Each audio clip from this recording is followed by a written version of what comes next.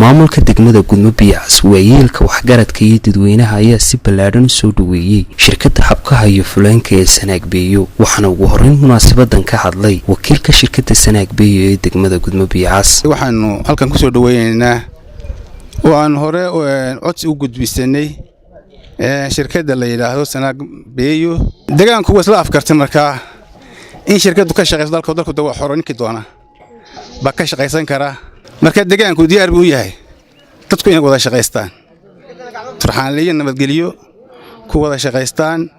waxa inoo yimi shirkad la yiraahdo Sanaag Beeyo shirkadaha horena way nala joogeen taasina way ku soo biirtay shirkaduhu waa ganacsiga ka mid yihiin waa ganacsi iyagu waxay doonayaan wax iibsadaan dadkuna waxay doonayaan wax ka iibsadaan labadaba waa isu baahan yihiin waxaanu leenahay waxa shirkadaha markaa tihiin waxaanu idinku kala tixgelinaynaa ama se idinku kala amaanaynaa markay idin tan wadooyinka iyo caafimaadka iyo amniga iyo waxbarashada ta wax nagala qabata ee dadka wax ku soo celisa marka ay sida una ku tartamaysaan sida beeyada u iibsataan maaha waa sida dalka wax uga qabataan idinna wadi soo dhaweynaynaayo dee ganacsi soo kordhay waana jecelahay in shirkadu tartamaan badida loo wanaagsan in badataano ku tartantaan iibka ba anaga danteedu ku jirta iyo faa'iidadeedu annagu hadaanu nahay waayeelkii deegaanka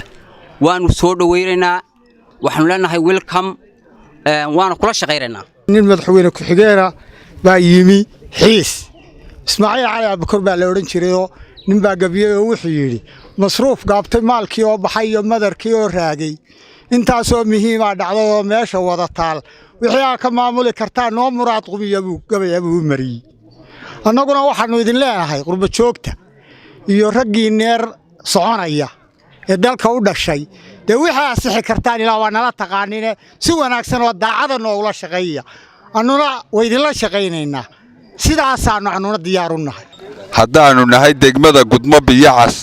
waxaanu soo dhaweynaynaa shirkadda Beeyo Sanaag ee deegaanka iyaga ka mid ah sidaa darteed cid kasta oo maal gashanaysa dalka waanu soo dhaweynaynaa hadday shirkadii hore tahay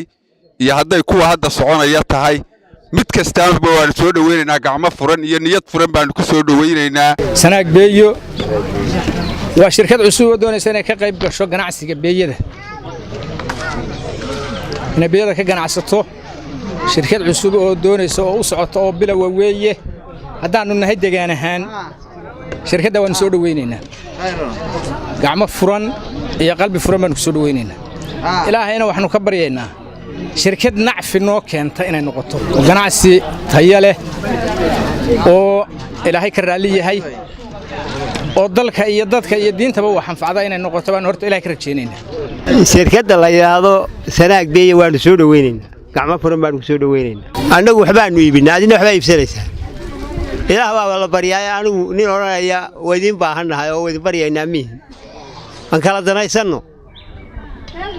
si fiican oo kala danaysanno oo wax nooga iibsada annana wax idin ka iibino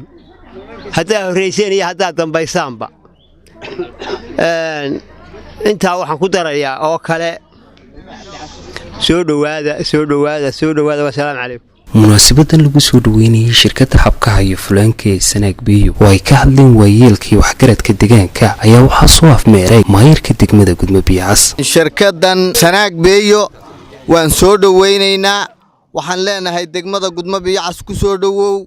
gacmo furan ku soo dhawow waxaan leenahay dalkaaga iyo deegaankaaga iyo degmadaadii baad joogtaa boqolkiiba boqol waan kugu soo dhaweynaynaa waanuna kula shaqeynaynaa inta ka bacdi degmadanu degma qaniimada badan ilaahay ugu deeqay weeye sida waxa fuleenka la yiraahdo oo ka kooban moxorka iyo maydiga iyo malmalka macdantii beerihii xoolihii noolaa waa degmo sida runtii aad iyo aad khayraad fara badan ilaahay dhigay khayraadkaasuna wax ka faa'iideysta ayay u baahan yihiin